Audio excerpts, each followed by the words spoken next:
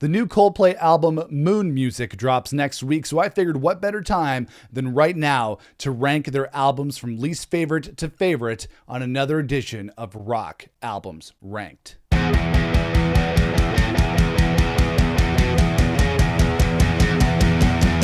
Hey everybody, it's Nick here with you. Welcome back to the channel. So, Coldplay are releasing their 10th studio album, Moon Music, next week. And whenever a band I like puts out a new album, I like to go back through their catalog and do a little Rock Albums Ranked where I rank their albums from least favorite to favorite. And the thing about Coldplay with me is that I'm very much a fan of the first half of their discography, the early days, I guess the relative early days, from Parachutes through to Ghost Stories. And then after Ghost Stories, I can't say I'm all that familiar with any of Coldplay's albums, so that made listening to these albums and ranking these albums a lot of fun and really interesting. Yeah, so I'd pretty much never really heard Music of the Spheres, Everyday Life, A Head Full of Dreams, and not really Ghost Stories since it came out all those years ago. So this was a really fun listen to rank all these Coldplay albums. So without further ado, here's my Rock Albums Ranked for Coldplay. Coming in at number 9, we have Ghost Stories. So Ghost Stories is the Coldplay album where they started to lose me as a fan. This was the last Coldplay album I bought on CD. I don't remember really liking it at the time, but I was a pretty big Coldplay fan. Up until then, I had bought all the albums from Parachutes through to Mylo Xyloto. I was a huge Coldplay fan, but Ghost Stories, for some reason at the time, didn't really interest me. It always felt like a darker album and a little bit of a step back from the brighter sound of the previous album, Mylo Xyloto, which will be a lot higher up on this list. And I understand that the band was trying to do different things, and I think we can commend Coldplay, Chris Martin, and the whole band for doing that throughout their career, trying different things as a band and never really staying static musically, but I didn't really love it. And on this record, Ghost Stories, it signified a little bit of a change in the sound for Coldplay. They went with big electronic producers like Timbaland and Avicii, and you can definitely tell in the production of this record, there's a change in the way that the band started working and recording. They started collaborating with a lot more different people, and the dynamic of Coldplay changed a lot on Ghost Stories. And of course, everybody says that this album, Ghost Stories, was Chris Martin's breakup album with Gwyneth Paltrow, and it definitely sounds like it. It's one of the more downbeat Coldplay albums, and they have a lot of downbeat songs. But there are some cool things happening on here, sonically and musically, despite me not loving a lot of the songs. Midnight sounds like Coldplay doing Imogen Heap and Frou Frou mixed up. Lots of cool things happening vocally, courtesy of Chris Martin. But for me, there's not as much to enjoy on Ghost Stories. For a band with so many hooks, Coldplay are known for having so many hooks and so many hits. This album really lacks them big time. And another thing that I really noticed on Ghost Stories, and this is really present throughout all of Coldplay's albums, is a theme throughout all their records, is that Chris Martin, like, what's up with his obsession with birds? There are multiple songs on multiple albums either mentioning birds or have birds in the song title. Where are these birds coming from? Get out of my head. Favorite songs on Ghost Stories? Not really anything, but if I had to pick a couple of tracks, I would definitely say Magic and A Sky Full of Stars. Call it magic. Call it true. Call it magic. And I'm with you. Coming in at number 8 of my Rock Albums Ranked for Coldplay, we have A Head Full of Dreams. On this album, it immediately starts with a big party vibe on the title track, which is a stark contrast to the previous album, which was Ghost Stories. And to me, this is the album and the direction where Coldplay should have gone musically after Mylo Xyloto. They took a little bit of a musical detour on Ghost Stories, but then they came back to the brighter, more sunny vibes on this one. And the second song on the album, what's it called? Birds. I'm telling you, Chris Martin is obsessed with birds. He's a bird man. And I really never listened to this album before, so it's kind of new for me. To me, this was the perfect mix of Viva la Vida and Mylo Xyloto, especially on songs like Him for the Weekend with Beyonce. I'd never really heard this album, but I dug a lot of the songs. It even includes a Noel Gallagher cameo on the song Up and Up. He plays guitar on there. There's a very cool guitar solo on the end there, but I didn't really know whether that was Johnny Buckland or Noel. I'm thinking it might be Noel because he's credited on the track, but either way, it's very cool. The only thing that I would say about this album is that it takes Coldplay slightly into too poppy territory. It makes them sound a little bit more generic and a little bit more uninteresting than on some of their records. It's an okay album, but to me, it's not awesome. And this one doesn't really feel like it has these songwriting chops as much as the other records. There's lots of collaborations happening here, lots of different writers on different songs, but it doesn't really sound like it's amounting to much. Favorite songs for me on this one were Him for the Weekend, Up and Up, and Adventure of a Lifetime. Turn your magic gun until she'd say everything you want to dream away.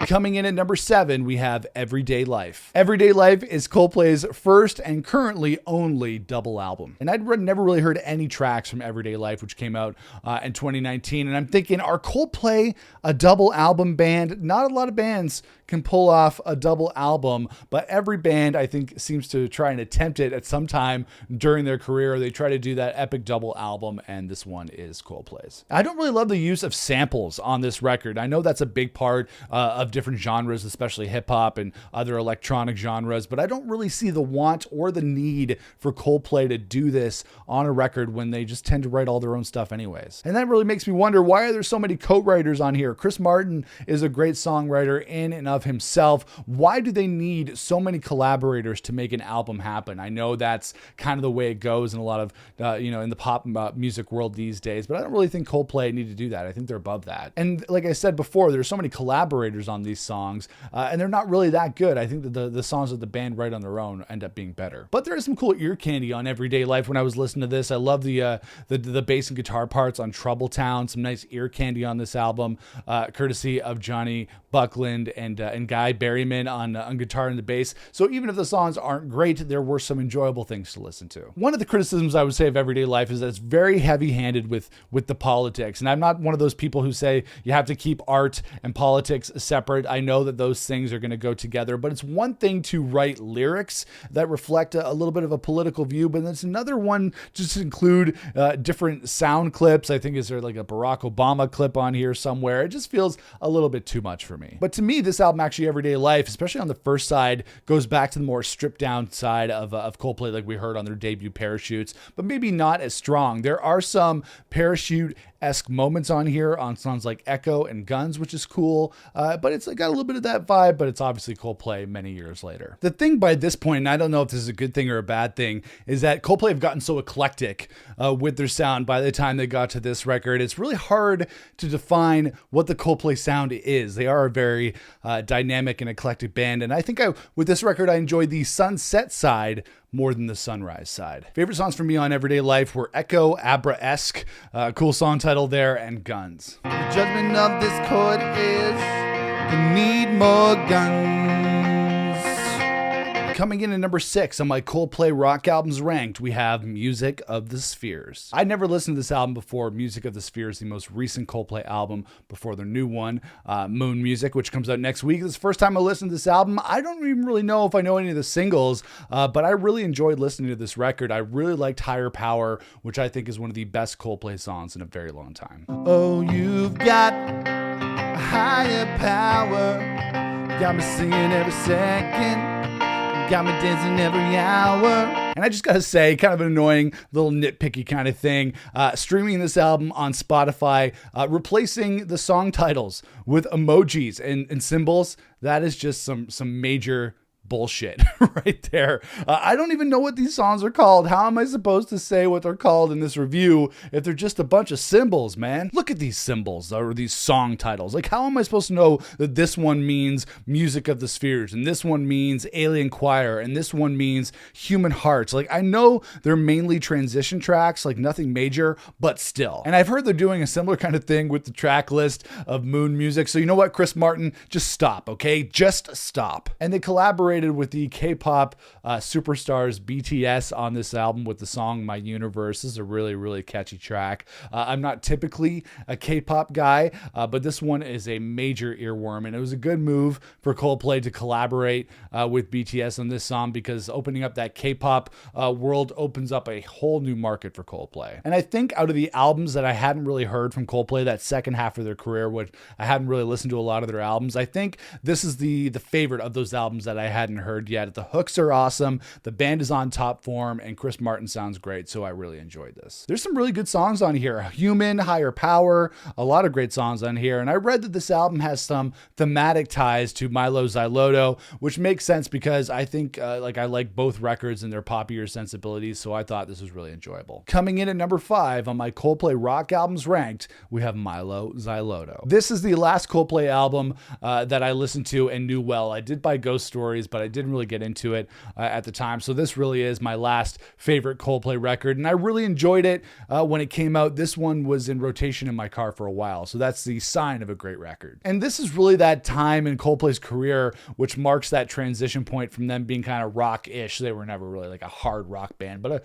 a UK rock band, into being full-on pop. Like, I still think this is their strongest record in that regard in terms of their poppier stuff, and I think it's a lot better than what they've done in terms of pop stuff on the more recent records. I remember hearing the single Paradise for the first time when that came out and thinking it was much more pop and electronic than what they did in the past. But then you have a song like Hurts Like Heaven, which is one of my favorite Coldplay tracks ever. Love that song. It's so much fun. I love the synths. I love the guitar. That's one of my favorite Coldplay tracks ever. Oh, you use your heart as a weapon.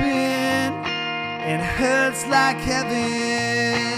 I also love Princess of China, which is their collaboration with Rihanna. It's maybe not loved by everyone, but I think this is one of the best tracks on the record and one of my favorite Coldplay collaborations that they've done in the past. And the thing about this record that I love is the bright, sunny vibe on a lot of the songs. You know, I feel like this is the brightest Coldplay album in their discography. When you think about Parachutes and Rush of Blood to the Head and X and Y and Viva la Vida, they're not really upbeat, bright and sunny records. They're very downbeat in their sound and their presentation, and this one feels happy, which is really cool. And then they went and did something more downbeat again on Ghost Stories, but then picked up again with the pop stuff on the subsequent album. So for this one, favorite songs for me, a lot of them: Hurts Like Heaven, Princess of China, Every Teardrop is a Waterfall. This is a great record. Coming in at number 4, we have X and Y. You know, if their second album, A Rush of Blood to the Head, brought Coldplay to the next level in terms of their popularity, X and Y took them into the stratosphere. Yeah, X and Y is definitely the album where the band went from being Coldplay to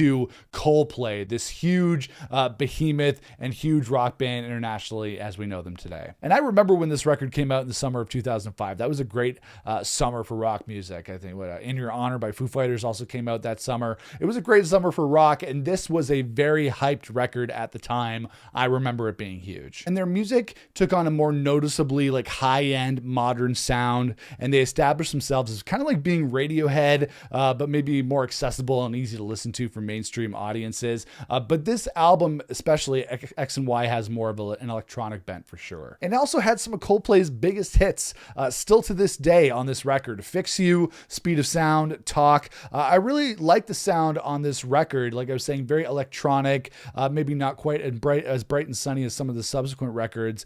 And they never really went back to the sound on this record. They continued to evolve, which I've always done. Coldplay has always been a very, very dynamic and experimental and kind of forward-thinking band, but I always wish that they kind of went back and did something similar to the sound of X and Y. Lights will guide you home and ignite your bones, and I will try to fix you. Actually hadn't listened to this record in quite a while. It was nice to listen to it and remember when it came out in 2005 and remind myself that I am old because this record is almost 20 years old. Coming in at number 3, we have Viva la Vida, or Death and All His Friends. To me, this is Coldplay at the height of their creative powers. The songs are still strong. They're still accessible. The album is like a more mainstream, poppier Radiohead. I think Coldplay kind of developed that reputation early on in their career. Maybe not as strong and artistic as Radiohead, but I think, you know, if there was going to be a Kid A for Coldplay, then this would be it. It's lush, it's experimental, it's creative, it's electronic in spots. I feel like this was the time when the band's ambition matched their songwriting on this album, which was a great combination. And I really love the Prospects March EP that accompanied this album. It was like an extra EP of bonus songs. There's some great songs on there, including Glass of Water. Obviously, they couldn't put them all on the album proper, but that whole era of the band is really strong. The only thing is I wish the full lyrical version of Life in Technicolor was on the OG album. I know the instrumental version sets the vibe for the record, but I always like the song with lyrics. They put it on the Prospects March EP. I always like the song with lyrics better than the instrumental. And of course, Viva la Vida remains one of their biggest hits and one of their most well-known songs, but I also love some of the other tracks on here, like Lost, 42, which is very Radiohead, Lovers in Japan, Violet Hill. There's a lot of great songs on this record. I used to roll the dice, feel the fear in my enemy's eyes, listen as the crowd would sing. Now the old king is dead, long live the king. Coming in at number 2 on my Coldplay rock albums ranked, we have A Rush of Blood to the Head. A Rush of Blood to the Head is the Coldplay album where they went from being this kind of up-and-coming, sleepy UK rock band into being this big stadium and arena-filling rock act. I remember when this album came out in 2002, it had some major hype around it, like almost Oasis or Radiohead level hype. I think Coldplay was probably the biggest band in the UK since Oasis. In My Place was a huge single for them at the time and really established them as a radio band, and that continued with the other singles on this record like Clocks and The Scientist. Yeah, how long must you wait for it? I also saw Coldplay live in 2003 on the Rush of Blood to the Head tour. It's the only time I've seen them live, and that was a really, really great time to see them because they weren't quite as huge as they are now, and it's like when they were really starting to take off. It was a really great time to see them. And then on this album, in addition to the great singles, you had some great album tracks on here: Politic, Green Eyes, Warning Sign, God Put a Smile Upon Your Face. This is pretty much a no-skip album. Green eyes, yeah, the spotlight shines upon you. And although Parachutes, spoiler alert, is my favorite Coldplay album, it's very hard to deny the impact of A Rush of Blood to the Head and the impact it had on popular music at the time. And to me, it's peak Coldplay. They've done lots of great things since this record, but it's really hard to compare to this second album from Coldplay. It's like their What's the Story Morning Glory, essentially. And I know it's cliche, but I'm not a hardcore Coldplay fan like some of the other ones out there. I really am a sucker for those early records, even though I'm the one who's always championing the new albums by older bands. I didn't really do that with Coldplay, so I really am more of a fan of those early records. And coming in at number 1 on my Coldplay rock albums ranked, we have Parachutes. We live in a beautiful world.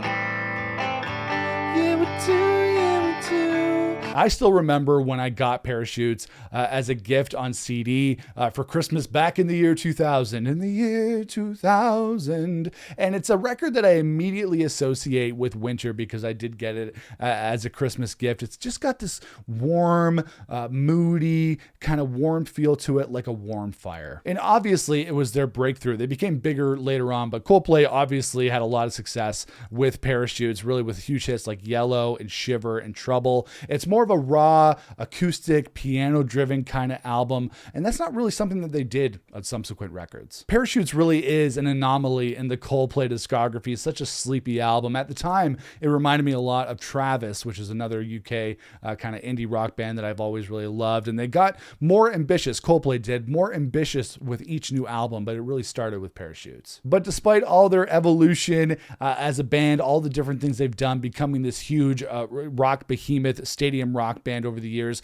I still really love that innocent, warm vibe of Parachutes. It's still unparalleled for me in its quality and its songwriting, so I had to put it at number 1. Favorite tracks on here, pretty much everything, but Don't Panic, Shiver, Spies, Sparks, Trouble, so many classics, and I had to put Parachutes in at number 1 on my rock albums ranked for Coldplay. And I never meant to cause you trouble. I never meant to do you wrong. And that is it, guys. That is my rock albums ranked for Coldplay in celebration of their new album, Moon Music, their 10th studio album coming out next week. I'll definitely be doing a rock album review here on the channel for that, so stay tuned for that one. But let me know what your favorite Coldplay albums are in the comments below, how you would rank them from least favorite to favorite. If you like this video, make sure to toss me a thumbs up. Make sure to smash the subscribe button so you don't miss out on future videos. And you can follow me on social media across platforms socials at Nick Chino Music. But I'll see you guys again for another video here on the channel. Until then, rock on, everybody.